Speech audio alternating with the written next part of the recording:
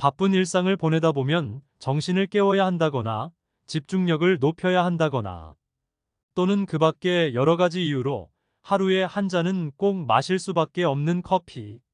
적당히만 마신다면 커피는 만성 질환에 걸릴 위험도 줄어들고 체중 감량 및 항암 효과 등 몸에 여러 가지 이점이 있기 때문에 현대인들의 생명수라고 별명에 대해 모두 공감을 하실 겁니다. 하지만 뭐든 너무 과하면 좋지 않죠. 카페인 하루 섭취량은 400mg을 넘지 않는 것이 좋다고 하는데 이건 카페에서 제일 작은 사이즈로 4잔 정도 된다고 합니다. 그런데 평소 4잔보다 더 많이 드시는 분들도 많으실 텐데요.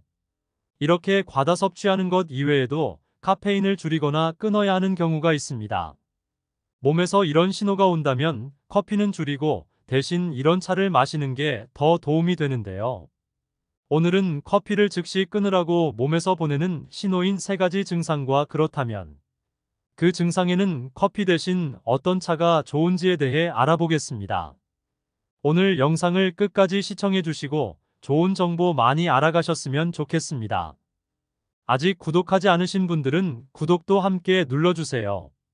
어떤 분들이 카페인을 줄여야 하거나 끊어야 하는 경우일까요? 첫 번째는 골다공증이 있으신 분들입니다. 커피의 카페인 성분은 몸속에서 칼슘 배설을 촉진하여 칼슘의 체내 흡수율을 크게 떨어뜨립니다. 보건복지부 영양소 섭취 기준을 보면 우리나라 사람들은 칼슘 섭취량이 낮아 50세 이상이 되면 골감소증 유병률이 매우 높다고 밝혔는데요. 칼슘 섭취량이 낮은 상태에서 커피로 인해 칼슘을 배설한다면 골다공증이 더욱 악화될 수 있습니다. 이렇게 뼈 건강이 걱정이시라면 커피 대신 이 2가지 차를 추천드립니다. 첫 번째는 가시오가피 차입니다. 옛 중국 의학서인 본초 강목에도 가시오가피는 근골을 건강하게 한다고 나와 있는데요. 가시오가피에 풍부하게 함유되어 있는 엘루테로사이드라는 성분이 뼈를 강화해주며 골다공증 같은 질환을 예방한다고 합니다. 또한 아칸토사이드 D라는 성분도 함유되었는데 이 성분은 뼈를 감싸는 관절 강화에 특히 효과적이라고 합니다. 커피 대신 이런 가시오가피를 달인 차를 드시면 노년층, 특히 갱년기 여성분들이 많이 겪으시는 관절 문제는 해결하실 수 있으실 겁니다. 두 번째는 오미자차입니다. 오미자차에는 특히 비타민C가 풍부하게 함유되어 있는데 비타민C는 콜라겐의 생성을 촉진하여 뼈를 튼튼하게 하는데 도움이 되고 항산화 작용을 하여 뼈의 손상을 예방하는 데 도움이 됩니다. 따라서 오미자 추출물은 골 조직 파괴 세포 형성을 억제시켜주고 염증성 골 소실이나 폐경기 골다공증 예방에 큰 효과가 있으니 뼈 건강에 고민이 많으신 분들은 커피 대신 가시오가피차나 오미자차를 드시는 것을 추천합니다. 커피를 줄이셔야 할 경우 두 번째는 위가 약하신 분들입니다. 커피를 마시면 위산의 분비가 증가하여 평소에 위가 약한 사람에게 부담이 될 수 있습니다. 특히 위염이나 위궤양 역류성 식도염이 있는 사람이라면 커피를 즉시 끊는 것이 가장 좋은데요. 커피의 카페인이 하부식도 괄약근을 자극해 위산과 음식물이 역류할 위험도가 커지기 때문입니다. 이런 증상이 지속되면 위와 식도 점막이 손상되어 각종 위장 장애를 겪을 수 있으므로 섭취에 주의가 필요하겠습니다.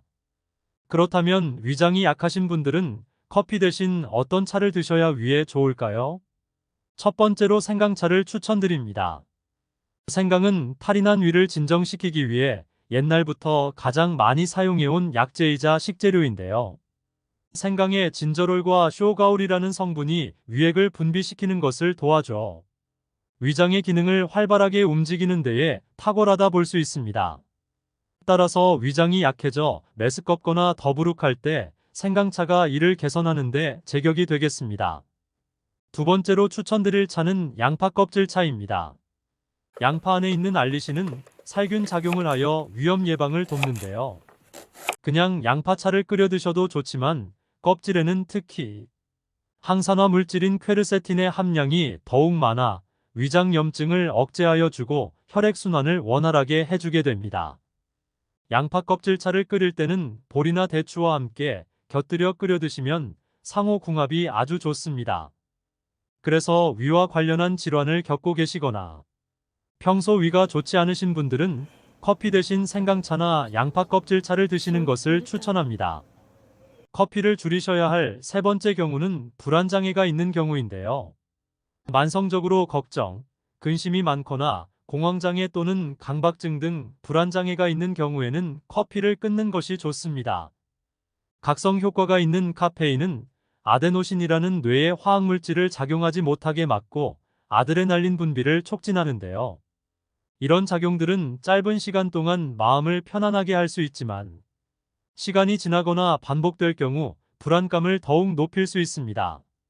커피 대신 자연의 힘을 담은 허브차를 통해 불안장애 완화 도움을 받을 수 있는데요.